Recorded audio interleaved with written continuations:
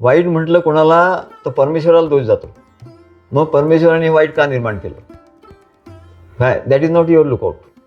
परमेश्वराने सूर देव निर्माण केले तसे असुरही निर्माण केले आहेत. औदार्य त्यांचं ऐश्वर आहे, षड्गुण ऐश्वर्य आहे, ते भक्तालाही प्राप्त होतं. तेव्हा म्हणून ह्या सद्गुरू शिष्य परंपरेचं रक्षण झालं पाहिजे. हा मॅनेजमेंट बाय ऑब्जेक्टिव्ह.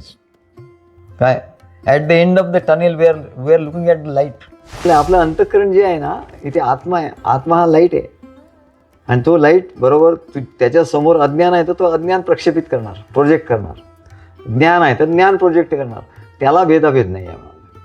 म्हणजे एकदा स्वामी समर्थांच्याकडे कोणतरी आलं नागपूरच्या त्या भागातनं, विदर्भातनं, स्वामी समर्थांना बघायला, त्यांचं दर्शन घ्यायला, त्यांची कृपा घ्यायला. तर स्वामी समर्थ त्याला लागवले, तू कुठून आलास? तो म्हटले मी विदर्भातून. मग तू इथे कशाला आलास? मग तिकडे मधुपुरीमध्ये तो आहे ना म्हणाले, तुकाराम. तर त्याच्याकडे जा म्हणाला. त्याच्याकडे तो मीच आहे म्हणजे.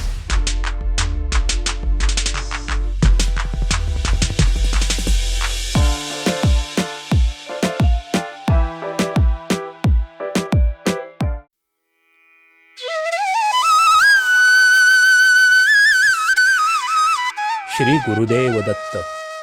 विमर्श बाय मयूर आडकर या यूट्यूब वाहिनीच्या श्री अवधूत दत्त ज्ञानपीठ या दत्त जयंती विशेष आध्यात्मिक प्रवचन मालिकेत तुमचं स्वागत. श्री निजधामानंद स्वामी डॉक्टर चंद्रशेखर आष्टीकर हे दत्तात्रय संप्रदायाचे अधिकारी सद्गुरू आहेत. अखंड अशी गुरुशिष्य परंपरा त्यांच्या मागे आहे. श्री गुरुदेव दत्त, श्री नृसिंह सरस्वती, श्री स्वामी समर्थ, श्री यशवंत देव मामलेदार, श्री पद्मनाभाचार्य स्वामी, श्री गजानन स्वामी बोरकर, श्री अवधूत स्वामी महाराज अशी सद्गुरू परंपरा लाभलेले एक उच्च विद्याभूषित प्राध्यापक, प्राचार्य, मॅनेजमेंट इन्स्टिट्यूटचे डायरेक्टर तसेच मानव संसाधन विषयातील विद्या वाचस्पती आहेत. श्री निजधामानंद स्वामींचे खापर पणजोबा श्री संत केशवदास महाराज हे नाथ संप्रदायाचे मोठे योगी सिद्ध पुरुष. नागपूरपासून जवळ असलेल्या मध्य प्रदेशातील छिंदवाडा येथे त्यांचा मठ आहे. धाव पाव बा सद्गुरु राया, रत्न खचित हे काया वाया, पारखिता तुझ निगम बोलती, कदापि ना सोडी तव पाया.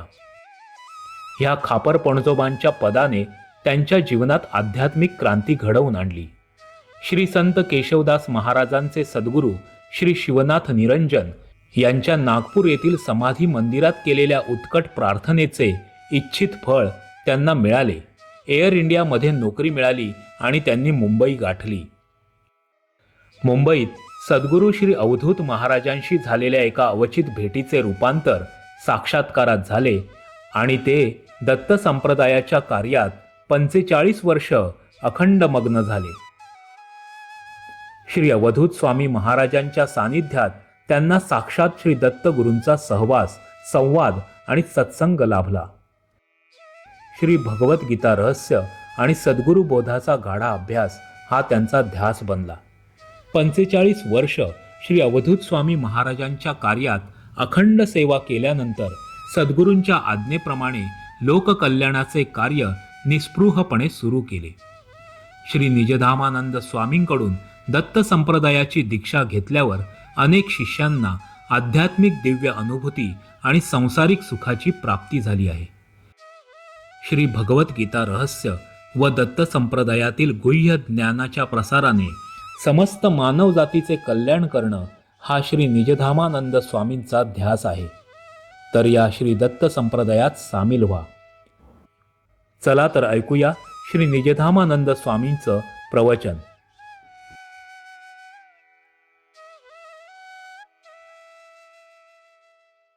श्री गुरुदेव दत्त. ओम अवधूत सदानंद परब्रह्मस्वरूपिणे विदेह देहरूपाय दत्तात्रेय नमोस्तुते. आमचा उद्देश काय आहे? गुरु शिष्य परंपरेचं रक्षण आहे. श्री गुरुदेव दत्त, तो देव आहे. देव म्हणजे देणार आहे. आणि दत्त म्हणजे तुम्ही त्याचं स्मरण करा, तो तुमच्या पुढे उभा आहे. काय आणि तुम्हाला सर्व देणार आहे म्हणाले. तेव्हा श्री गुरु देवदत्त असा याचा अर्थ आहे. देणार आहे तो, घेणारा नाही आहे म्हणाले. लोकांना द्यायलाही लावणारा आहे आणि देणाराही आहे. तू सर्व दे म्हणले, तू सर्वस्व आपलं दे, मी माझं सर्वस्व घे, असं त्याचं आहे. लेनदेन असं सगळं आहे. तू सर्वस्व माझं घे आणि सर्वस्व मला दे. पण लोक कंजूस असतात, सर्वस्व द्यायला सर्वस्व काय थोडंसुद्धा द्यायला तयार नसतात. तर थोडंसं सुद्धा द्यायला तयार, त्याला सगळं पाहिजे असतं. काय त्याला लेव बस, त्याला स्वार्थी वृत्ती म्हणतात, त्याला काही मिळत नाही म्हणत. औदार्य त्यांचं ऐश्वर आहे, षड्गुण ऐश्वर्य आहे, ते भक्तालाही प्राप्त होतं. तेव्हा म्हणून ह्या सद्गुरू शिष्य परंपरेचं रक्षण झालं पाहिजे. हा मॅनेजमेंट बाय ऑब्जेक्टिव्ह. काय at the end of the tunnel we are looking at the light. काय की त्याला व्हिजन काय म्हणतात. हल्ली व्हिजन, मिशन आणि ऑब्जेक्टिव्ह. जसं आम्ही जातो त्या कॉलेजमध्ये, प्रत्येक कॉलेजमध्ये लिहिलं व्हिजन, मिशन, ऑब्जेक्टिव्ह. आता त्याचा आपल्याला पॉडकास्ट करायचा आहे दुसरं. काय बरेच विषय आहे. तेव्हा त्या सगळ्या विषयांची एवढी गर्दी झाली आहे आमच्या ठिकाणी. तर म्हणले vision means we see the light at the end of the tunnel. बोगद्यातून गाडी चालली आहे, अंधार आहे, आता अंधार दिसतोय, पण म्हणजे एक किरण येतो कुठून तरी, पूर्ण अंधार, कोणी काही दिसत नाही, एक किरण येतो बा. आणि मग मग लक्षात येतं, अरे आता बोगदा संपणार आहे, अजून वेळ आहे पण संपणार आहे. त्याला व्हिजन म्हणतात.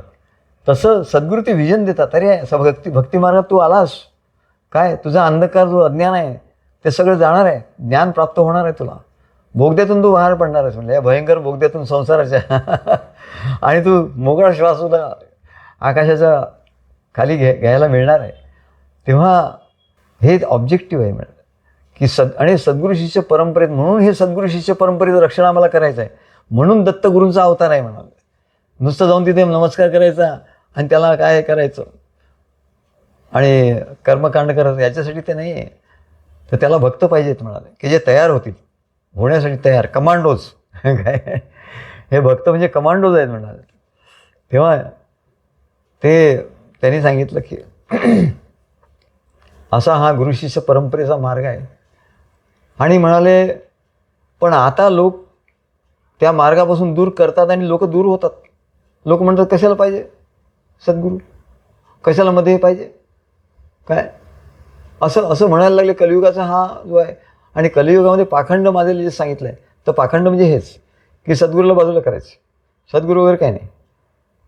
किंवा हे एक म्हणजे जे बुद्धिवादी लोक आहेत त्यांचं हे की बा सद्गुरू बाजू, सद्गुरूची काय आवश्यकता नाही. आता पुस्तक आहे ना एवढे, आता आमच्याकडे पुस्तक आहे ना, वाचा ना. आम्ही सांगू, तू माझ्याकडे मला प्रश्न विचारू नको ना, हे घे तुला काय पाहिजे, मी तुला पुस्तक काढून देतो, इथे बस वाचत जा.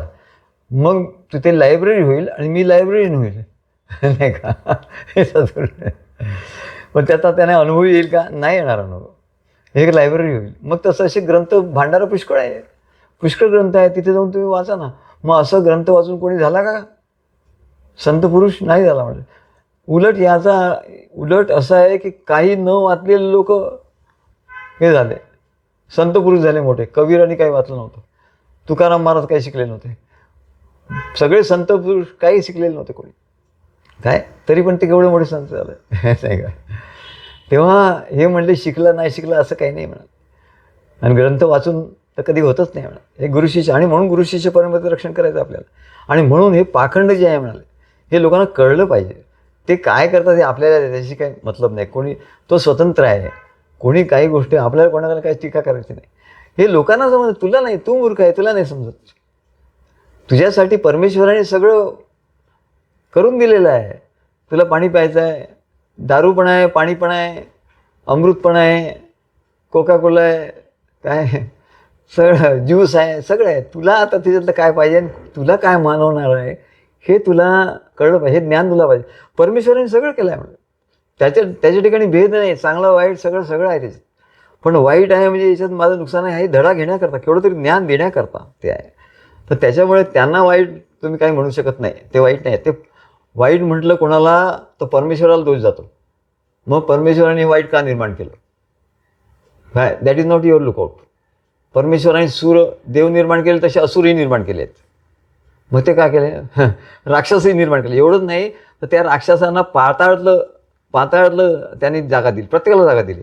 भूतांना भुवर लोक दिला आहे, भूलोक मनुष्याला दिला आहे. 14 भुवनाचं ब्रह्मांड त्यांनी निर्माण केलं. त्याच्या ठिकाणी भेदच नाही ना. हा चांगला आहे म्हणून याला मी वारा देणार नाही, याला प्राणवायू देणार नाही, असं थोडी आहे. अरे तो शेवटी आत्मा त्याच्या ठिकाणी आहे. आणि ऋभू ऋषींनी ते सांगितलं ना काय, की मी सगळ्यांच्या ठिकाणी आहे, मला काही भेदाभेद नाही म्हणाला. काय ते पुढे तर सांगणार आहे की कसं आहे. पुढे तो अन्वयाचं ज्ञान देणार आहे, त्याच्यात ते ज्ञान आहे. हे अन्वयाचं ज्ञान आहे की सर्वांच्या ठिकाणी सर्वगत, परमात्मा सर्वगत आहे. तुला तसं दिसतं, तसं ते नाही आहे. तुझ्या ठिकाणी आहे म्हणून तुला बाहेर दिसत आहे म्हणाल, तुझ्या अंतर्गत ते आहे म्हणून तुला बाहेर. नाहीतर असं आहे की जे संत सत्पुरुष त्यांच्या कथा अशा असतात.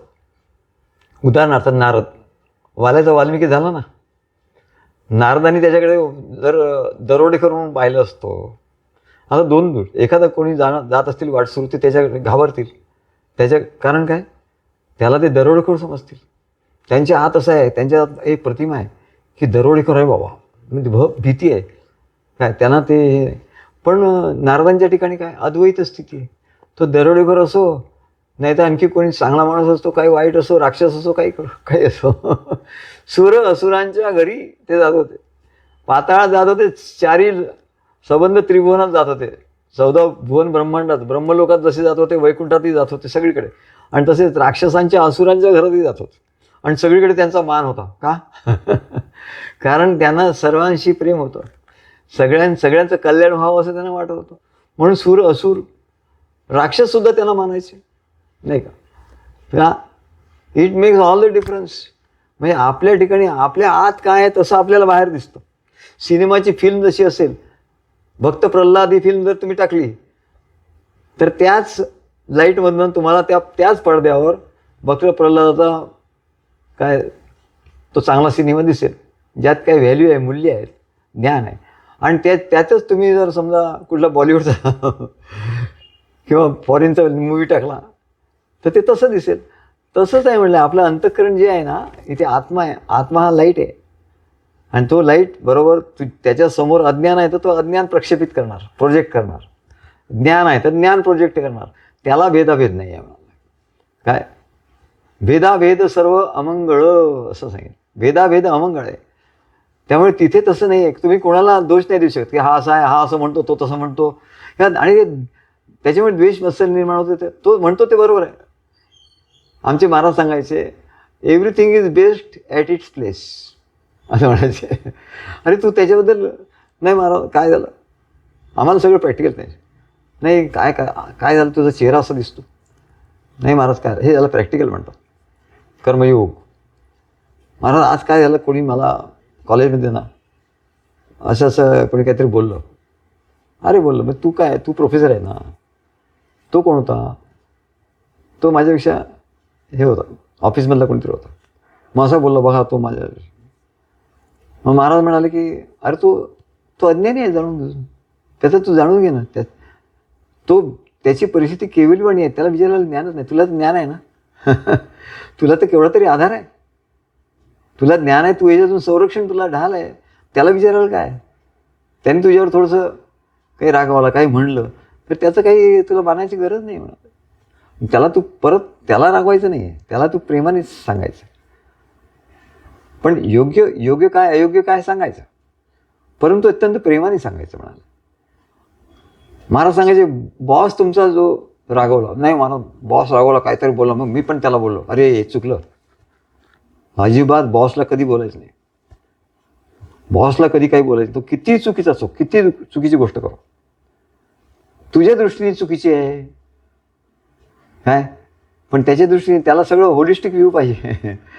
तुझ्या स्वार्थाच्या आळला म्हणून तू त्याला हे करतोस. किंवा त्याने प्रत्यक्ष चुकी केली जरी असेल तरी पण तुला हक्क नाही आहे. परमेश्वराच्या सत्तेत तसं घडायचं होतं तसं त्यांनी घडलं, त्याला जशी प्रेरणा झाली तसं त्यांनी केलं. त्याच्या कर्माप्रमाणे कर्माचं फळ त्याला मिळायचं होतं म्हणून तसं त्यांनी केलं. तुला ते अधिकार नाही आहे. तो चूक आहे की बरोबर आहे हे म्हणण्यात तुला अधिकार काही नाही आहे.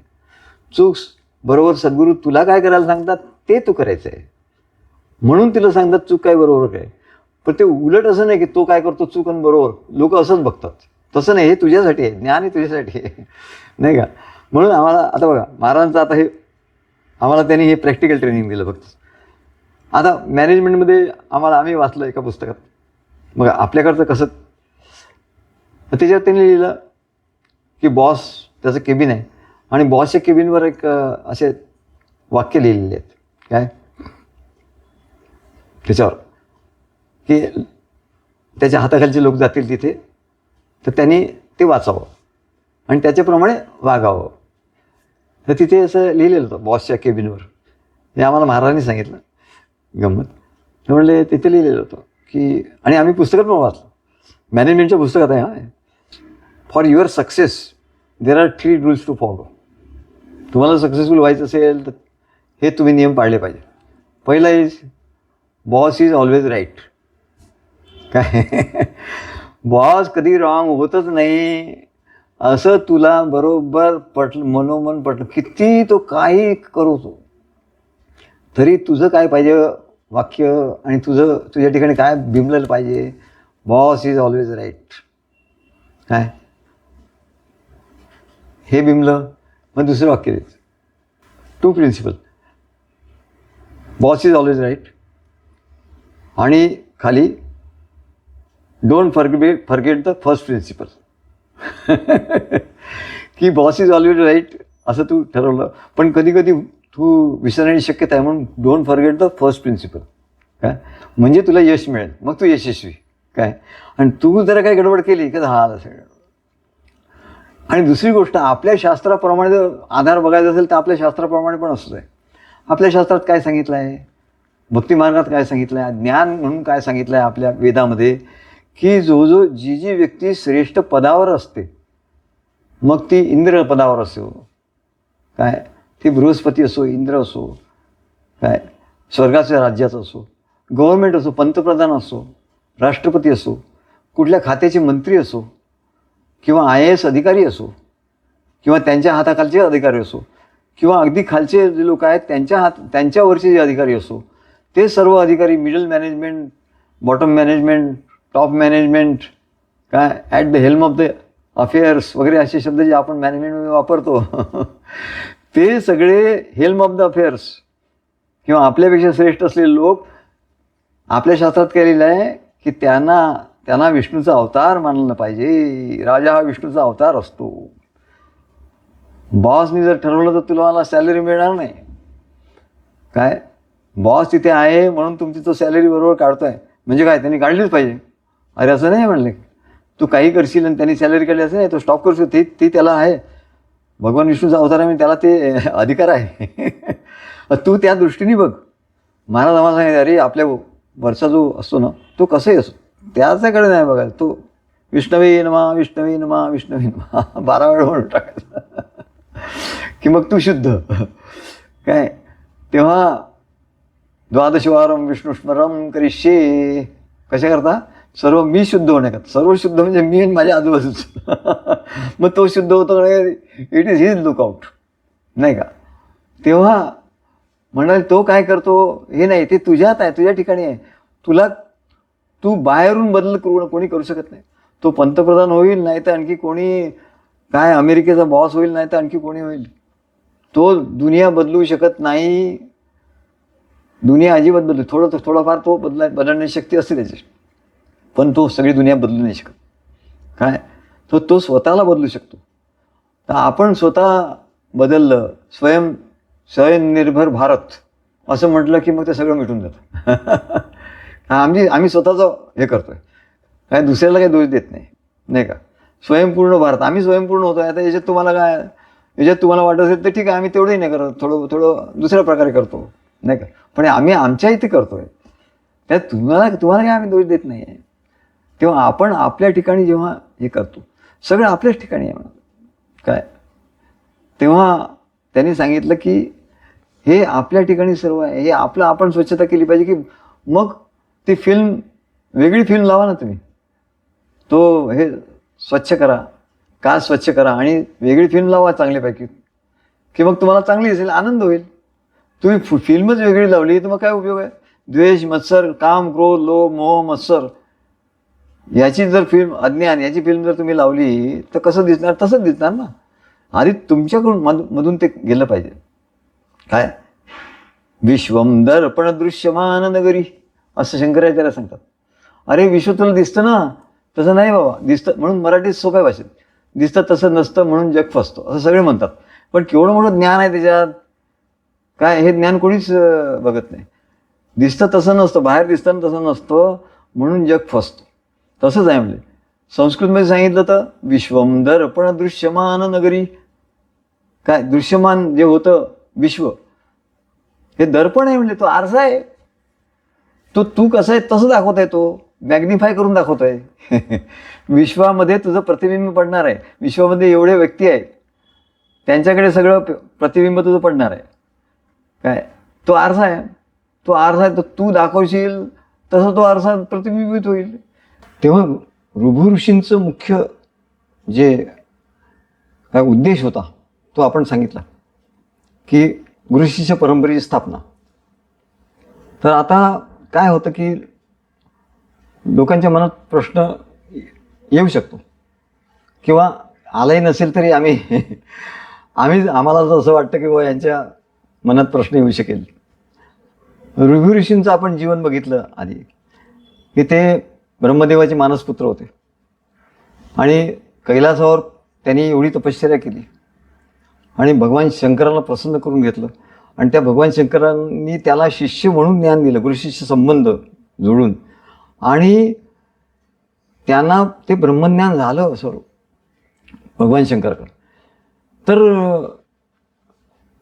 प्रश्न मनात असा येतो की त्यांनी ते ब्रह्मज्ञान सगळं करून घेतलं, मग आता त्यांना काय कमी, त्याची तिची अवस्था झाली तरीही ते मग सनत कुमारांच्याकडे कशाला गेले गुरुशिष्य गुरु म्हणून? त्या सनत कुमारांना शरण का गेले गुरु सद्गुरू म्हणून? हा प्रश्न येतो की नाही? कारण हे त्यांच्या कथेत आहे. तर हा कोणाच्या मनात येईल किंवा नाही, पण आम्ही विचार केला कोणाच्या मनात आला त्याचं उत्तर काय आहे. तर असं आहे की परत तोच पॉईंट येतो की त्यांना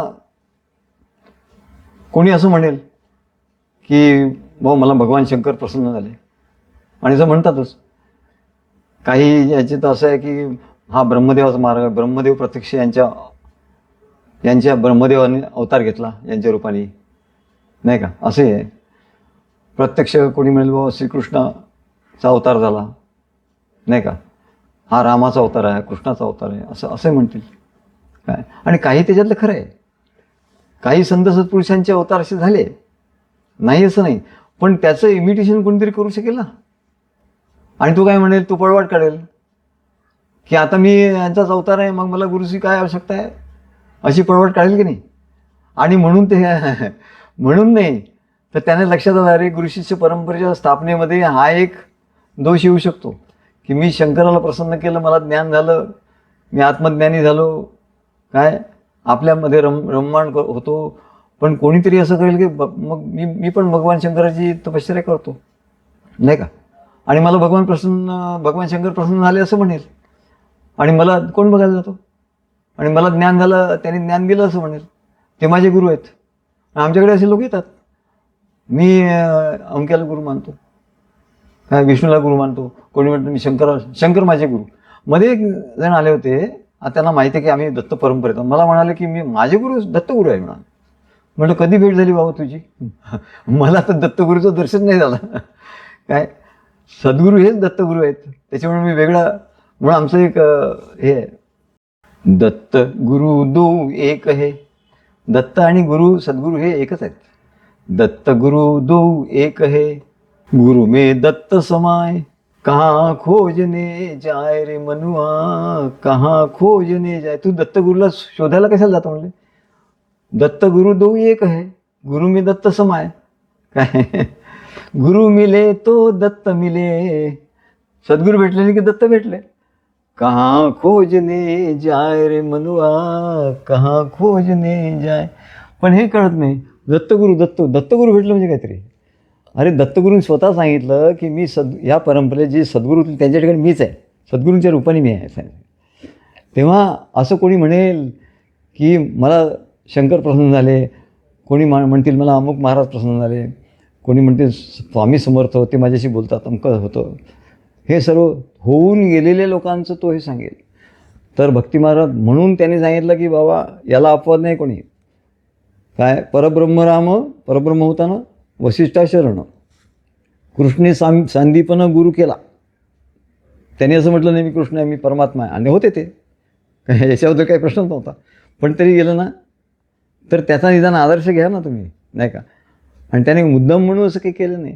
तेव्हा असं कोणी करू नये म्हणून. आणि असं जे करतात मग ते दुसरा प्रश्न की बाबा कोणी होऊन गेलेलं आहे, स्वामी समर्थ होऊन गेले, स्वामी समर्थांचे भक्त बरेच आहेत, पण परंपरा ते आमच्या ठिकाणी आहे, नाही का. गुरु शिष्य परंपरेने जे आलं आहे ते आता परंपरा आम्ही सांगू पुढच्या ह्याच्यात. आपल्याला सांगायची आपली परंपरा की स्वामी समर्थापासून आपली परंपरा कशी गुरु शिष्य असं आली. तेव्हा त्यांना ते स्थापना त्याची करायची होती.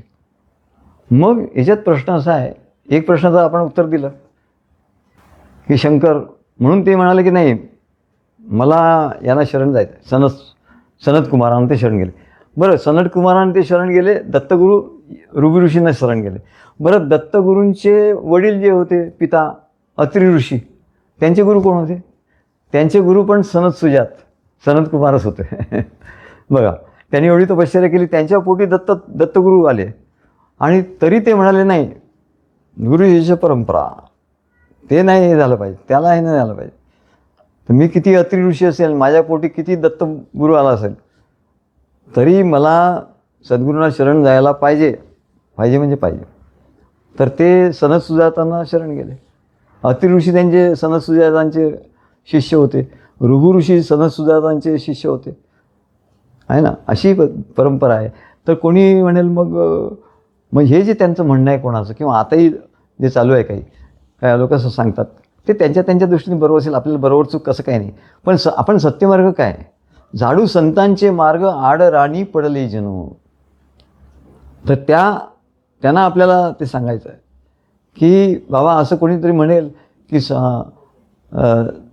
स्वामी समर्थ त्यांची भक्ती करतो, ते माझ्याशी बोलतात, ते जसं सांगतात ते करू, ठीक आहे, बरोबर आहे, काय हरकत नाही, आम्ही काही नाही म्हणत नाही, बरोबर आहे. Everything is best in its place असं आमच्या सद्गुरूंनी सांगितलं. कोणाला काही हे करायचं नाही, पण ज्ञान ज्यांना पाहिजे त्यांना सांगायचं, सत्य त्यांना सांगायचं. कोणी म्हणतील की मला मारुती माझ्या याच्यात आला, स्वप्नात आला, कोणी काय म्हणतील, आणि खोटं नाही, येतात असे देवता येतात, देवतांचा आविर्भाव होतो. ते सांगितलं ना की येशी आणि काय असा कसा महाटक तू दर्शन देतोस आणि निघून जातोस, काय देऊन, तसं होईल म्हणले, ठकवून जातो तो. म्हणजे हे सगळे ठकवून जातात असं म्हणायला काहीच नाही. स्वामी समर्थांनी तुम्हाला ठकवलं असं म्हणण्यात काहीच प्रत्यवाय नाही. आणि याच्यात स्वामी समर्थांचा काहीच दोष नाही, त्यांना काही दोष. तो म्हणले बरोबर, शाबास आहे, तू सांगितलं, कोणी सांगू शकलं नसतं म्हणून. अरे स्वामी समर्थांनी तुम्हाला फसवलं असं सांगितलं, म्हणजे तुम्हाला कुठे आत्मसाक्षात्कार काय, स्वामी तुमच्याशी बोलतात, तुम्ही का नाही मला बोलत. ह्याच्यावर एक फार चांगली कथा आहे. स्वामी समर्थांच्या समकालीन होते इकडे आमच्या नागपूरच्याकडे मोहपा म्हणून गाव आहे, मधुपुरी म्हणतात त्याला. स्वामी समर्थांच्या सारखेच दिसणारे, त्यांच्यासारखेच असलेले, त्यांचे बंधू असलेले, त्यांचे स्वामी समर्थांचे बंधू असं ते म्हणत होते, आणि स्वामी समर्थही त्यांना बंधू असं म्हणत होते, तेच नाही. तर ते त्यांची गोष्ट सांगतो. म्हणजे एकदा स्वामी समर्थांच्याकडे कोणतरी आला नागपूरच्या त्या भागातनं, विदर्भातनं, स्वामी समर्थांना बघायला, त्यांचं दर्शन घ्यायला, त्यांची कृपा घ्यायला. तर स्वामी समर्थ त्याला लागवले, तू कुठून आलास? तो म्हटले मी विदर्भातून. मग तू इथे कशाला आलास? मग तिकडे मधुपुरीमध्ये तो आहे ना म्हणाले, तुकाराम, तर त्याच्याकडे जा म्हणाले. त्याच्याकडे तो मीच आहे म्हणाले, तुकाराम मीच आहे म्हणाले, तो वेगळं नाही म्हणाले. तो मीच आहे, त्याच्याकडे जा, इकडे माझ्याकडे नाहीच, हाकलून दिलं त्याने. काय म्हणजे बघा कसं. तर ते जे होते तुकाराम स्वामी, त्यांचं नाव अगदी यांच्यासारखे जातं, नुसती लंगोटी लावून वगैरे. त्यांची समाधी आहे तिकडे मधुपुरी. आणि माझे जे खापर पणजोबा त्यांचे ते सद्गुरू होते, त्यांची आमची परंपरा आहे. ते आम्हाला सांगायचं आहे की मोठी ती ज्ञानेश्वर महाराजांपासून ती परंपरा आहे आमच्या खापर पणजोबांपर्यंत, ते आम्हाला सांगायचं आहे. तेव्हा त्यांचं असं गंमत झाली की ते संत पुरुष म्हणून मोठे नावाजले, जसे स्वामी समर्थांसारखं अगदी तसं. त्यांनी बरेच चमत्कार झाले, सगळं झालं. मग एक दिवस ते गंगेमध्ये, तिथे नदी, प्रत्येक नदीला गंगा म्हणतात, तिथे ते गारगोटे असतात, त्या पांढऱ्या शुभ्र असतात, ते घेऊन ते भजन करायचे. आता ज्याला भजन खरं करायचं ते आतूनच असतं ना, त्याला काय मृदुंगन तबला भाव भजन. तर तिथे ते रामाचं भजन, ते राम त्यांचं हे होतं, दैवत होतं आणि ते रामाचे होतं. स्वामी समर्थांनी एक त्या लोकांना सांगितलं, अरे तो रामाचा अवतार आहे असं सांगितलं.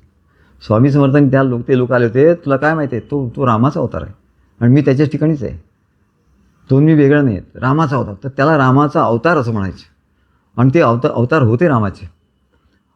तरी ते रामाचं भजन करत होते काय त्या नदीमध्ये बसून. आणि त्यांना एक असं वाटलं, अरे त्यांनी रामाला हाक मारलं. आता त्यांची एवढं पॉवर, त्यांची एवढी शक्ती. प्रभुरामाला हाक मारलं, प्रभुराम तुम्ही या. प्रभुराम त्यांच्या पुढे येऊन हजर झाले. आणि असं होतं, सर्वसाधारण लोकांनी जरी जो तीव्र भक्ती ज्यांनी केली, तीव्र तळमळ असेल, तर त्याला एखाद्या वेळेस दर्शन होऊ शकतं, असं काही नाही. सर्वसामान्यालाही होतं असं नाही. तर ते तर संत पुरुषच होते, त्यांना दर्शन झालं.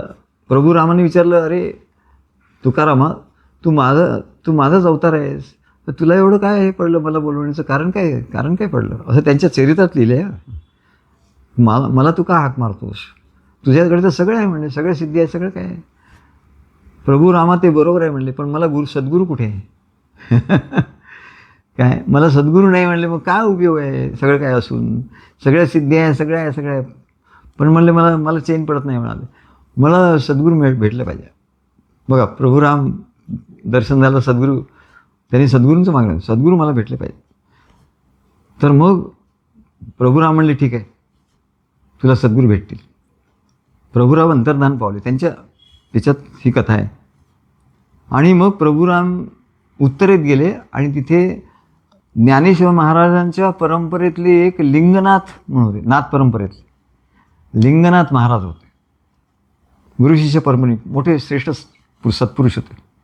त्यांच्या स्वप्नात जाऊन त्यांनी सांगितलं की तिकडे मधुपुरीमध्ये, मोहपा ज्याला म्हणतात, तिथे म्हणले तुकाराम खूप सत्पुरुष मोठा पोचलेला आहे, माझाच अवतार आहे, पण त्याला तळमळ आहे की सद्गुरू प्राप्त झाले पाहिजे, अशी त्याला तळमळ आहे म्हणाले. तर तुम्ही तिकडे जा. त्याला सांगितलं मधुपुरी कुठे आहे, काय आहे. आणि ते उत्तर प्रदेशातून चालत प्रवास करत अनेक दिवसांनी तिकडे आले मधुपुरीत. आता मधुपुरीत ते सगळे प्रसिद्धच होते. तिथे आले. मग त्यांच्याशी भेट झाली, ते त्यांना शरण गेले आणि त्यांना मंत्र दिला काय, लिंगनाथ महाराजांनी.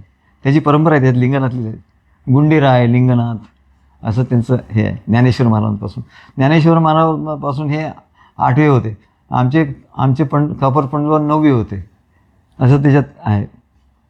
तर त्यांनी लिंगनाथ महाराज ते आले, त्यांना हे दिलं आणि त्यांना सर्व ज्ञान सांगितलं, आत्मज्ञान, ब्रह्मज्ञान सर्व सांगून. आता त्यांनी काय ते पटकन, त्यांची अवस्था तशी होती, त्यांनी ते पटकन हे घेतलं. आणि मग लिंगनाथ निघून गेले, काही का राहिले, मग निघून गेले. आणि मग तेव्हा स्वामी एकदम शांत झाले. तर ह्याच्यावरून काय कळतं आपल्याला की अरे कोणी हे एस्केप करूच शकत नाही, ह्याला काही हेच नाही, अपवाद नाही त्यामुळे काय. तेव्हा म्हणून लोकांना कसं, भक्ती 2 प्रकारची आहे. एक गौणी त्रिधा गुणमयी, गुणभेदात आर्तादिभेदात, असं भक्तीसुद्धा सांगितलं. 2 प्रकारची भक्ती आहे. एक भक्ती अशी की होऊन गेलेले जे रामकृष्णादी अवतार आहेत, विठ्ठल आहेत, आणखी शंकर आहेत, बघ सगळे देवी आहेत, कुणी आहेत, हे सगळे होऊन गेलेले आहेत नाही का, त्यांचं अस्तित्व आहे, पण ते होऊन गेलेले आहेत, ते आता तुमच्यासाठी अवेलेबल नाही आहेत काय. तर त्यांची भक्ती जे करतात त्याला गौणी भक्ती असं म्हणतात, त्याला गौणी भक्ती. आणि दुसरी भक्ती जी आहे ती सत्यभक्ती, त्याला सत्यभक्ती म्हणतात. तर तुला गौणी भक्ती पाहिजे की सत्यभक्ती पाहिजे, तर तुला गौणी सत्य त्याला माहितीच नाही. त्याला भक्ती म्हणजे काहीतरी तो करतो, काहीतरी कोणतरी सांगते तोटकं ताटकी, हे करत ते करत ते करत, त्याच्या भरवशावर तो करतो. गौणी भक्ती म्हणजे काय त्याला, गौणी भक्ती म्हणजे जे होऊन गेलेले सत्पुरुष आहेत त्यांची भक्ती काय. एकनाथ महाराज आहेत, त्यांची कोणी भक्ती करत असेल, नामदेव महाराज आहेत, त्यांची कोणी भक्ती करते? ज्ञानेश्वर महाराजांची तर भक्ती करतात सगळे. ज्ञानेश्वरांना आपला गुरु मानतात, सद्गुरू मानतात. या सगळ्या यांना होऊन गेलेल्या लोकांना ते शंकर महाराज, अमुक महाराज, तमुक महाराज सगळ्यांना ते हे मानतात, सद्गुरू मानतात, त्यांची भक्ती करतात. तर एका दृष्टीने ते बरोबर आहे आणि एका दृष्टीने चूक आहे. चूक बरोबर दोन्ही आहे. म्हणजे तुमचं it all depends on your objective.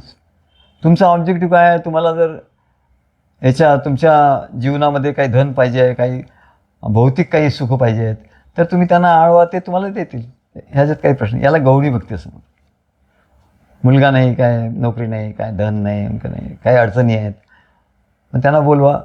पण ते सुद्धा तळमळीने जर तुम्ही भक्ती करत असाल तर, नाही तर ते तुम्हाला नाही मिळणार, ते येणार नाहीत, ते येतात आणि निघून जातात. बस एवढंच त्यांचं काम. पुढे त्यांचा तुमचा काही संबंध नाही आहे. ते तुमच्याशी बोलणार नाही, काय करणार नाही. म्हणजे तेव्हा असं बोलणं वगैरे असं काही हे नाही आहे. म्हणूनच तर त्याला हयात सद्गुरू पाहिजे, तेच बोलू शकतात, तेच सगळ्या तुमच्या प्रश्नाचं उत्तर देऊ शकतात. तेव्हा हे तर याला गौणी भक्ती म्हणतात. जे असं भक्ती करतात आणि त्यांना असे अनुभव येतात की ते आपल्याशी बोलले, अमकं झालं, तमकं झालं, त्यांनी असं प्रेरणा केली, तमकं प्रेरणा, तसं मी तुम्हाला सांगतो. पण असं नाही आहे. हे याला गौणी भक्ती म्हणतात. पण ही खरी भक्ती नाही आहे म्हणाले. पण तिला मान्यता दिली. कारण काय, त्याच्यात एकच मोठा फायदा आहे. मोठा फायदा, लोकांचं लक्ष नाही त्याच्याकडे, की जर त्या गौणी भक्तीने तुम्ही स्वामी समर्थांना की रामदास स्वामींना किंवा कुठल्याही देवतांना जर तळमळीने हाक मारलं आणि त्यांना एकच गोष्ट सांगितली, काय, की मला सद्गुरू पाहिजे, तर तुम्हाला सद्गुरू, सच्चे सद्गुरू तुम्हाला मिळणार. केवढा मोठा लाभ आहे सांगा. तुम्हाला मिळणार म्हणजे मिळणार. आमचा अनुभव आहे. आम्ही आमच्या खापर पंजोबा होते, त्यांच्या समाधी तिथे जाऊन, त्यांचे गुरु होते, त्यांच्या समाधीच्या तिथे जाऊन 15 दिवस मी गेलो. मला सद्गुरू पाहिजे, मला सद्गुरू पाहिजे. आणि त्यांनी आम्हाला पूर्ण भारतभर फिरवलं. पण अनेक चमत्कार करणारे लोक भेटले आम्हाला, पण आमचा कोणावर विश्वास बसलाच नाही दिसला. एक तर आमच्या समोर गायब झाले आणि परत आले. एवढं मोठं गुलालाचं हे गुण त्यांनी माझ्या अंगावर टाकलं, तरी मी इम्प्रेस नाही झालो. म्हटलं नाही, हे काही नाही. म्हणजे झालो नाही म्हणजे की माझी मोठी पण नाही आहे, मला ते व्हायचंच नव्हतं. ते काय, मला परमेश्वराला तिकडे न्यायचंच नव्हतं त्या मार्गाने.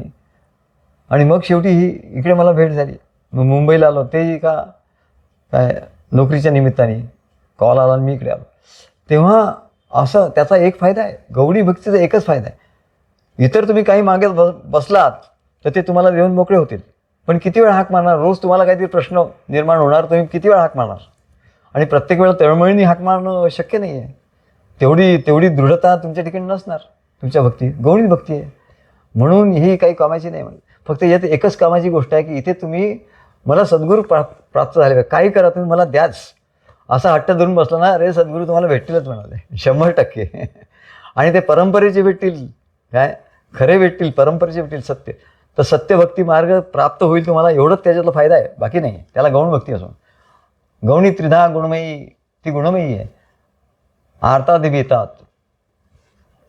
असे त्याचे भेद आहे म्हणाले. परंतु ही गुणमयी भक्ती जी आहे म्हणाले, गौणी भक्ती, हे सर्व करत असतो. हे सांगितलं की लोकांना ज्ञान व्हावं की आपण काय करतो आहे, आपण जे करतो आहे ते भक्ती नाही आहे, त्याचं हे नाही आहे, त्याचं खंडन नाही आहे. Everything is best in its place. खंडन नाही आहे, पण त्याच्यात तुम्ही काय करायला पाहिजे हे महत्त्वाचं आहे. ते सुटलं की सगळं गेलं म्हणालं. तेव्हा असं हे झालं. त्याच्यानंतर आता ऋषींच्यावर आपण आलो परत, की ऋषींनी व्यतिरिक्त ज्ञान सांगितलं. त्याच्यानंतर तो निघून गेला. त्याला म्हणाल तुझा आता घरी. पण आता व्यतिरिक्त ज्ञान झालं, पण होलिस्टिक जो अप्रोच म्हणतात की त्याला अन्वय ज्ञान सांगायचं राहून गेलं, ते त्यांच्या लक्षात होतं. मग बरेच दिवस झाले त्यांना लक्षात आलं की हा आता या अन्वय ज्ञानात पटाईत झाला असेल. तेव्हा याला आता आपण म्हणाले अन्वय ज्ञान सांगितलं पाहिजे. अशी ते बघा सद्गुरूंची तळमळ कशी असते, त्याला ज्ञान होईपर्यंत ते त्याच्या मागे असतात. तेव्हा ते परत फिरत गेले. बऱ्याच वर्षाचा काळ लोटला बघा. आता लोक म्हणतात की अमुक केलं का पटकन झटकन झालं पाहिजे. अरे ते लोक एवढे शुद्ध होते, एवढे हे झाले, तरी तपश्चर्या केवढी करावी लागेल त्यांना. तर ते फिरत गेले आणि त्यांनी बघितलं इकडे तिकडे. पूर्वी गावं होती, काही लहानच वस्ती असायची, त्यामुळे लोक सापडायची. तेव्हा तिथे त्यांनी बघितलं की खूप लोक जमलेले आहेत आणि तिथे त्या लोकांमध्ये तर बघितलं त्याला दिसलं की हा निदाग एका ठिकाणी कोपऱ्यात उभा होता, गर्दीपासून दूर बघत उभा होता. तर त्यांनी त्यांना ओळखलं, पण त्या निदागनी यांना नाही ओळखलं. कारण काय, जसं वय होतं तसं तसं शरीरावर थोडंसं बदल होतातच. तर ते गेले त्याच्याजवळ आणि त्याला ओळख नाही दिली आपली. त्याला म्हणाले की हे इथे लोक का जमले आहेत. बघा, परत प्रश्न विचारले आणि त्या साधे प्रश्न आहेत आणि त्याच्या अनुषंगाने त्यांनी ज्ञान सांगितलं आहे. केवढं तरी ज्ञान आहे हे आपल्याला थोडक्यात सांगायचं, आता जास्त वेळ आपल्याकडे नाही आहे. तेव्हा त्यांनी प्रश्न विचारले, कुठले साधा प्रश्न आहे, इथे लोक कशाकरता जमले आहेत. त्यांनी उत्तर दिलं, इथे राजाची स्वारी जाणार आहे, मिरवणूक जाणार आहे त्याची हत्तीवरून, त्याच्यामुळे सगळे बघायला इथे जमले आहेत. तर त्यांनी प्रश्न विचारला की मग राजा कोण आणि हत्ती कोण.